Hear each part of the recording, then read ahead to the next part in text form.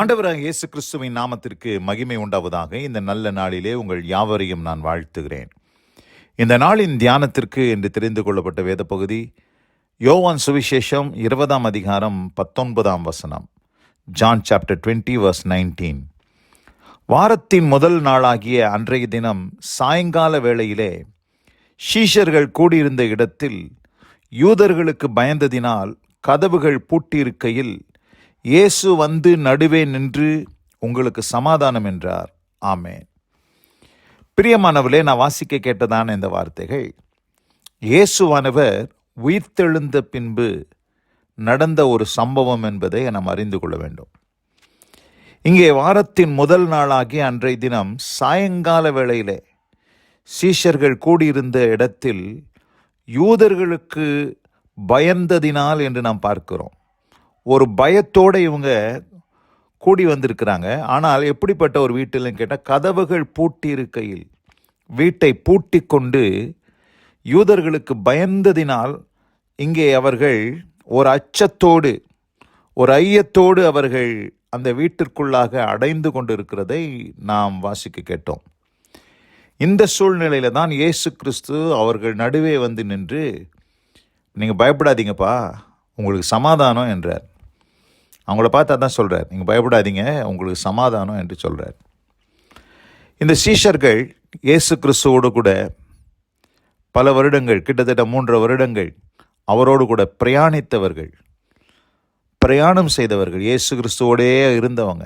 அவர்களை தொட்டார்கள், பழகினார்கள், அவரோடு கூட பேசினார்கள். எல்லாவற்றுக்கும் மேலாக இயேசு கிறிஸ்துவினுடைய பிரசங்கத்தை கேட்டவர்கள், அநேக பிரசங்கங்களை கேட்டவர்கள், இயேசு கிறிஸ்து செய்த அற்புதங்களை கண்டவர்கள், பிசாசுகளை துரத்தினதை பார்த்தவர்கள், இயேசு எப்படி பயப்படாமல் எல்லா சூழ்நிலைகளையும் எதிர்கொண்டார் என்பதை கண்ணார கண்டவர்கள். ஆனால் இவைகளெல்லாம் செய்திருந்த பொழுதிலும், இயேசு கிறிஸ்துவினுடைய பிரசங்கத்தை எல்லாம் கேட்டிருந்த பொழுதிலும், இங்கே பிரச்சனை என்று வரும் பொழுது பயத்தோடு இவர்கள் பூட்டின வீட்டில் அமர்ந்திருக்கிறதை நாம் பார்க்கிறோம். சீஷர்கள் பூட்டின வீட்டில் அமர்ந்திருக்கிறார்கள். அப்படி இருந்த சூழ்நிலையில தான் இயேசுவானவர் அவர்கள் நடுவே போய் நின்று உங்களுக்கு சமாதானம் என்று அவர்களை திடப்படுத்துகிறார், தைரியப்படுத்துகிறார். பிரியமானவர்களே, இந்த அருமையான இந்த நல்ல நாளில் கூட இந்த சீஷர்களுடைய நிலைமையை நாம் பார்க்கும்போது ஆச்சரியமாக இருக்கிறது. எத்தனை வசனங்களை கேட்டாலும், எவ்வளவு அற்புதங்களை கண்டாலும் அவருடைய வாழ்க்கையில் அந்த பயம் என்பது போகவில்லை. பிரியமானவர்களே, இன்றைக்கு இந்த சீஷர்களை போல நாமும் கூட அநேக வசனங்களை கேட்கலாம், அநேக வார்த்தைகளை கேட்கலாம், அநேக பிரசங்கங்களை கேட்கலாம், அநேக அற்புதங்களை பார்க்கலாம், அடையாளங்களை பார்க்கலாம். நாமும் கூட இன்றைக்கு அநேகர் எப்படிப்பட்டவர்களாக இருக்கிறோம் என்ற இந்த சீஷர்களை போல தான் ஒரு பூட்டின வீட்டில் கதவை அடைச்சிக்கிட்டு பயந்து உள்ளே உட்கார்ந்து கொண்டு இருக்கிறோம்.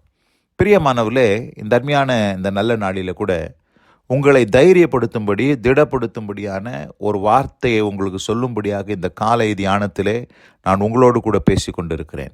பிரியமானவர்களே, இன்றைக்கு பயம் என்கிற காரியம் இன்றைக்கு சீஷர்களை மாத்திரமல்ல, இந்த வார்த்தைகளை கேட்டுக்கொண்டிருக்கிற அநேகரை அந்த பயம் பீடித்திருக்கிறதை நாம் பார்க்கிறோம். இந்த பயத்திலிருந்து எப்படிப்பட்ட ஒரு விடுதலை நாம் பெற்றுக்கொள்ள வேண்டும்? பயம் என்று சொல்லும்போது சில சொல்லுவாங்க, எனக்கு ஒன்றும் பயம் இல்லைன்னு. ஆனால் ஏதோ ஒரு காரியத்தில் ஒரு பயம் இருக்க தான் செய்யுது. பலவிதமான பயங்கள், கிட்டத்தட்ட 500 டிஃப்ரெண்ட் டைப்ஸ் ஆஃப் ஃபோபியாஸ், 500 விதமான பயங்கள் இந்த பூமியில் இருக்குதுன்னு சொல்கிறாங்க. அப்படி இருக்கும்போது ஏதோ ஒரு காரியத்தை குறித்து ஒரு பயத்தை பிசாசானவன் கொண்டு வந்து இன்றைக்கு கர்த்தருடைய பிள்ளைகள் வாழ்க்கையில் விதைக்கிறான். கர்த்தருடைய பிள்ளைகளும் பயந்து கொண்டு தான் இருக்கிறார்கள். இங்கே இயேசு கிறிஸ்து அவர்கள் நடுவே வந்து நின்று பயப்படாதீங்க, சமாதானம்னு சொல்லிட்டு போனார். ஆனால் நடந்த சம்பவம் என்ன? 26ஆம் வசனத்தை வாசிக்கிறேன். 26ஆம் வசனம், இதே அதிகாரத்தில் 26ஆம் வசனம், மறுபடியும் 8 நாளைக்கு பின்பு அவருடைய சீஷர்கள் வீட்டுக்குள்ளே இருந்தார்கள். பார்த்தீங்களா, மறுபடியும் இந்த இடத்துல வீட்டுக்குள்ளே இருக்கிறாங்க, பயந்துட்டு வெளியில் வரல. தோமாவும் அவர்களுடனே கூட இருந்தான். கதவுகள் பூட்டப்பட்டிருந்தது. அப்பொழுது இயேசு வந்து நடுவே நின்று உங்களுக்கு சமாதானம் என்றார். மறுபடியும் இதே சம்பவத்தை இங்கே நாம் பார்க்கிறோம். இதே சூழ்நிலையில் தான் இருந்தாங்க. 8 நாளைக்கு முன்னாடி தான் இயேசு கிறிஸ்து அவர்களை சந்தித்து அவங்களுக்கு சமாதானம் சொல்லி அவர்களை தைரியப்படுத்தி திடப்படுத்திட்டு வந்திருக்கிறாரு. ஆனால் 8 நாளைக்கு பின்பு மறுபடியும் அவங்க பூட்டின வீட்டில் யூதர்களுக்கு பயந்ததினால் ஒரு அடைக்கப்பட்ட ஒரு வீட்டில் ஒளிஞ்சுக்கிட்டு இவங்க எல்லாருமே பார்த்திங்கன்னா பயந்து போய் உட்காந்துருக்குறாங்க. அங்கே மறுபடியும் இயேசு கிறிஸ்து அங்கே போய் உயிர்த்தெழுந்த இயேசு கிறிஸ்து அவர்கள் நடுவே நின்று உங்களுக்கு சமாதானம் என்று சொல்லுகிறதை நாம் இங்கே மறுபடியும் பார்க்கிறோம். பிரியமானவர்களே, எத்தனை விசை இயேசுவானவர் அவர்களை பார்த்து சமாதானம் சமாதானம் சமாதானம் என்று கூறினாலும், எத்தனை வார்த்தைகளை சொன்னாலும், எவ்வளவு பிரசங்கங்களை பண்ணாலும், எவ்வளோ வார்த்தைகளை சொன்னாலும் இந்த சீஷர்கள் பயந்து கொண்டே தான் இருப்பார்கள். வேற வழி கிடையாது.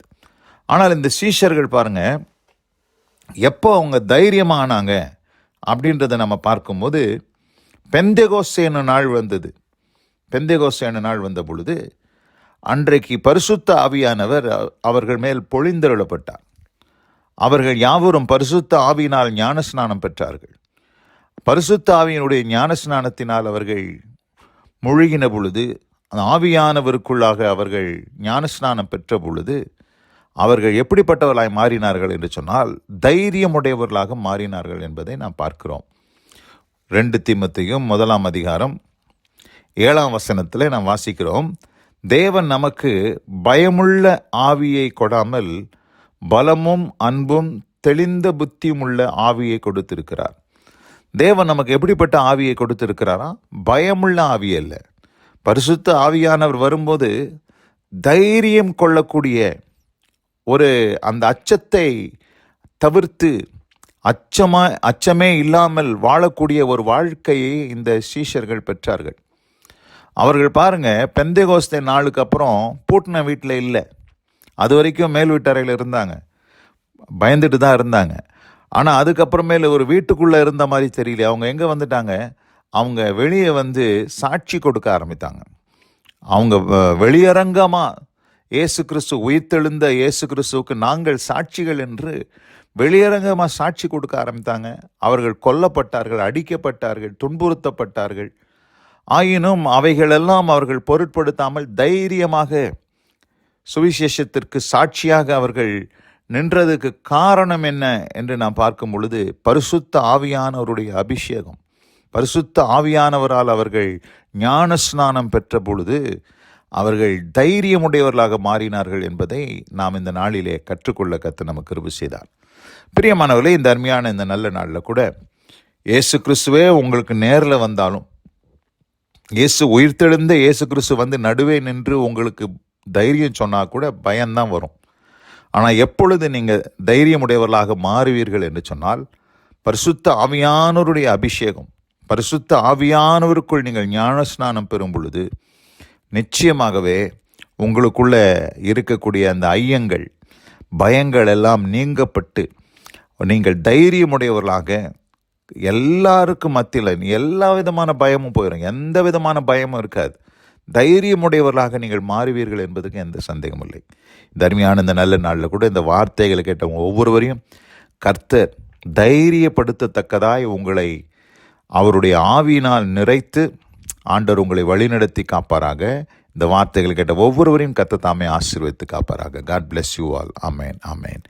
நாம் ஜெபிப்போம். எங்கள் அதிகமாய் நேசிக்கிற எங்கள் அன்பின் பரலோக பிதாவே, தியானிக்க கேட்ட இந்த வார்த்தையின்படி சீஷர்கள் பயந்ததினால், யூதர்களுக்கு பயந்ததினால் வீட்டை பூட்டி கொண்டு அவர்கள் உட்கார்ந்திருந்த வேளையிலே இயேசுவானவர் அவர்கள் நடுவே நின்று உங்களுக்கு சமாதானம் என்று கூறினார். 8 நாளைக்கு பின்பு மறுபடியும் அதே சூழ்நிலையில் அந்த சீஷர்கள் இருந்த பொழுது இயேசுவானவர் அவர்கள் நடுவே நின்றார். ஆனால் பெந்தெகோஸ்தே பண்டிகை வந்த பிற்பாடு, பரிசுத்த ஆவியானவரால் ஞானஸ்நானம் பெற்ற பின் இந்த சீஷர்கள் வீட்டிற்குள்ளே இல்லை, அவர்கள் வெளியே வந்து சாட்சி கொடுக்கும்படியாக அநேகருக்கு முன்பாக சாட்சிகளாக நின்றார்கள் என்பதை நாங்கள் தியானிக்க கேட்டோம். ஆண்டவரே, அப்படி போல இந்த நாளிலே இந்த வார்த்தைகளை கேட்ட பிள்ளைகள் ஒவ்வொருவரையும் நீர் ஆசீர்வதித்து, ஒவ்வொருவரும் பரிசுத்த ஆவியானவருடைய அபிஷேகத்தை பெற்று, ஒவ்வொருவரும் பரிசுத்த ஆவியானவருக்குள் ஞானஸ்நானம் பெற்று, ஒவ்வொருவரும் திடப்பட, தைரியப்பட, எந்த விதமான பயத்தின் ஆவி ஒருவரையும் பிடிக்காதபடி தேவன் நமக்கு பயமுள்ள ஆவியை கொடாமல் பலமும் அன்பும் தெளிந்த புத்தி உள்ள ஆவியை கொடுத்திருக்கிறார் என்ற வார்த்தையின்படி கர்த்தர் ஒவ்வொருவரையும் நீர் பலப்படுத்துவீராக. ஆசீர்வதித்து காத்துக்கொள்ளும். தேவ கிருபைக்கு தாழ்த்துகிறேன். இயேசு கிறிஸ்துவின் வல்லமை மிகுந்த நாமத்தில் பிதாவே. ஆமென், ஆமென்.